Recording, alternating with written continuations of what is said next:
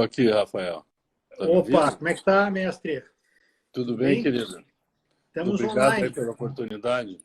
Imagina a satisfação. Bom tê-lo aí.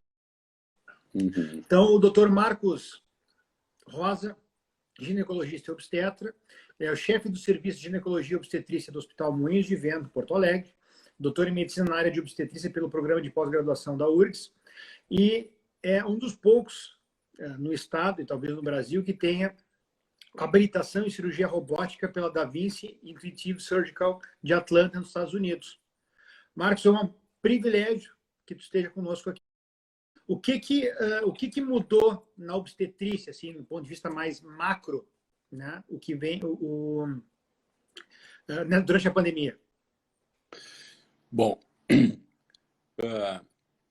é uma doença nova, né? Pouco conhecida, que fez nos lembrar, desde logo, o que aconteceu na epidemia do H1N1, na qual a gestante tinha sempre um curso da doença mais grave e era, desde logo, reconhecida como um fator de risco para doença grave.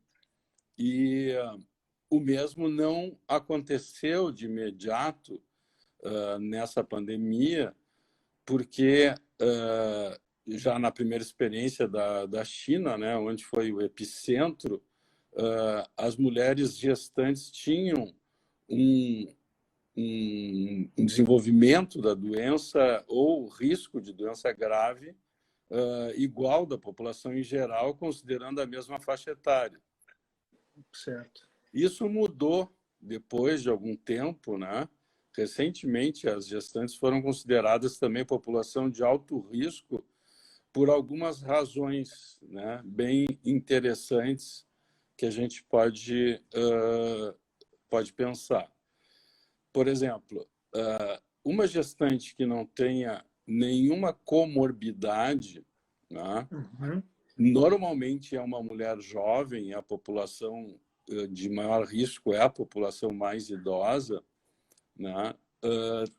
Não teria por que a gente considerar que essa pessoa estivesse no grupo de risco.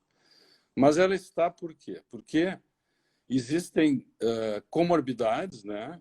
As principais são hipertensão arterial, o desenvolvimento de pré-eclâmpsia, obesidade mórbida, diabetes mellitus, doença cardíaca grave.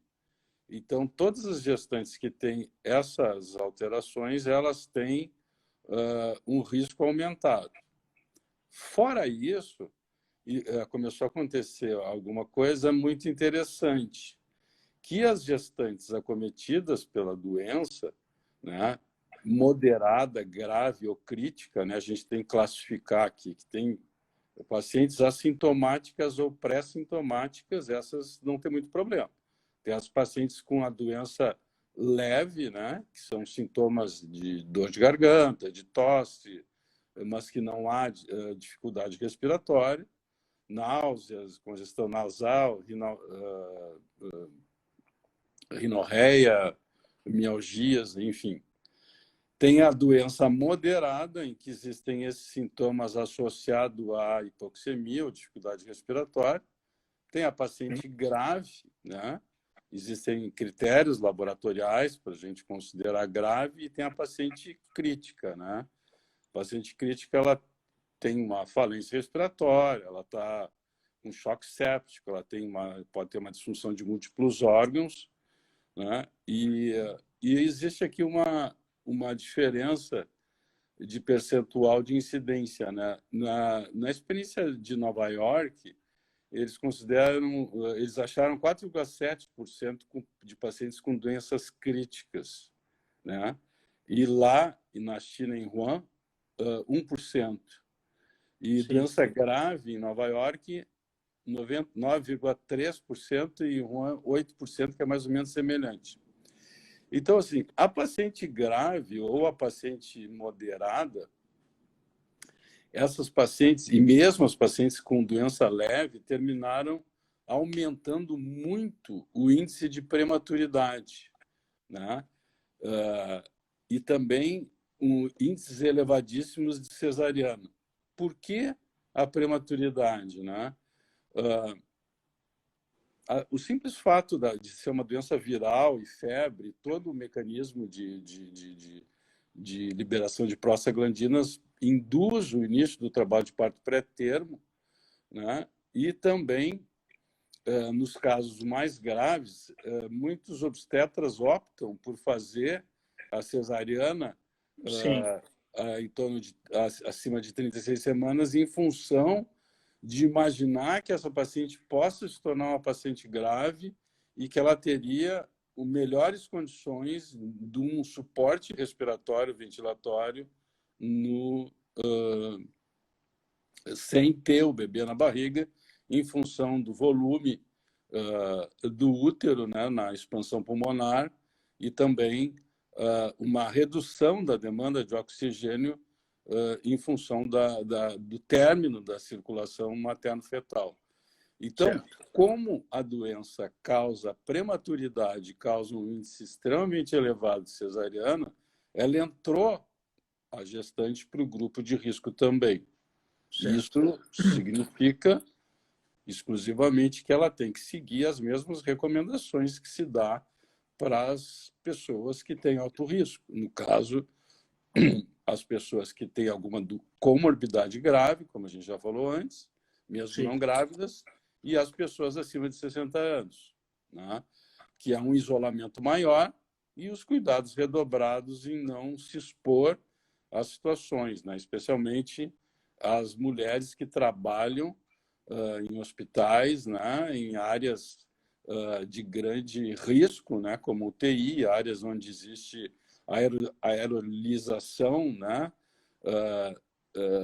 Essas mulheres devem ser trocadas de área de trabalho em função da diminuição de risco e em função de serem efetivamente a gestante ter risco. Só para complementar uma pequena observação em relação ao... A gente estava falando do fim da gravidez, agora vamos falar do começo da gravidez. A paciente que tem a doença, a Covid-19, ela tem mais risco de abortar ou não? Na paciente que é assintomática... Essa pergunta estava pronta aqui. Boa, eu ia perguntar isso. Boa. Certo. Então, vamos fazer algumas considerações. Então, a paciente que tem uma doença pré-sintomática ou assintomática, uma doença leve, não. Mas toda paciente que experimenta hipoxemia, ela pode causar, efetivamente, um aumento do risco de abortamento por deterioração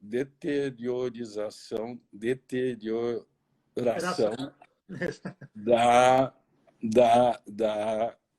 circulação materno-placentária, e isso pode causar o aborto.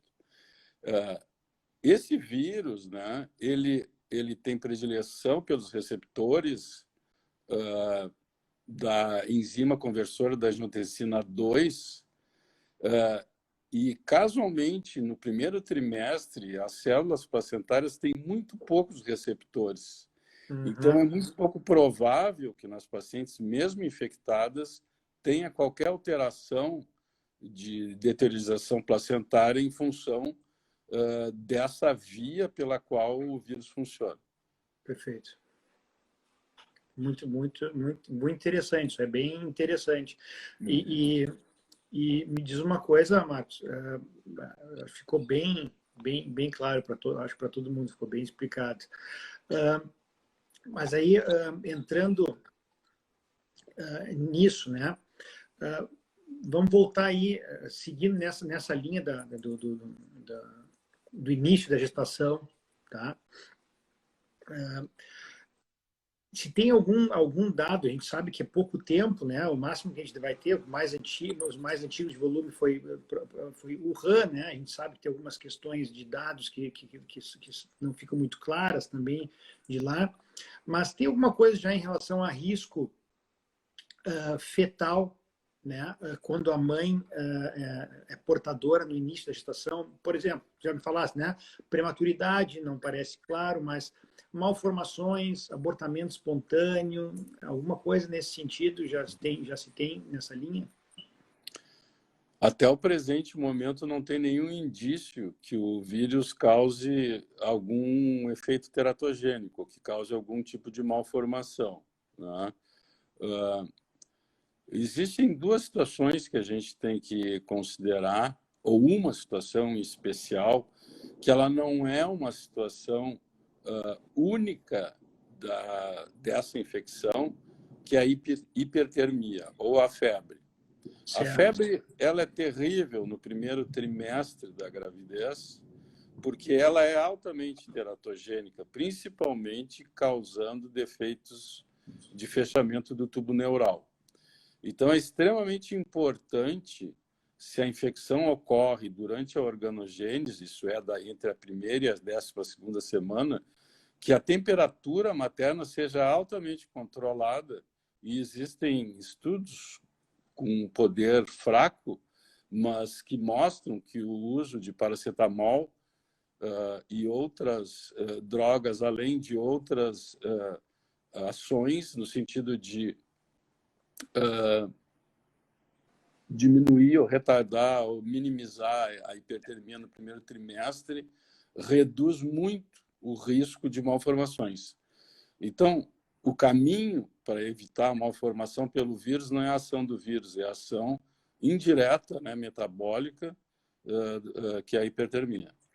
Ah, sim. E que são que os casos descritos de uma evolução leve, moderada, muitas vezes temos a hipertermia bem importante. Aí, né? Chegamos a 30, alguns pacientes com 39, 39,5, 40 até.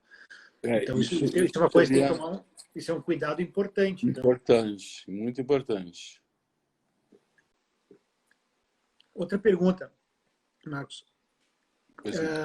Tem algumas pacientes, né, que fazem parte dos grupos de gestação de alto risco, né?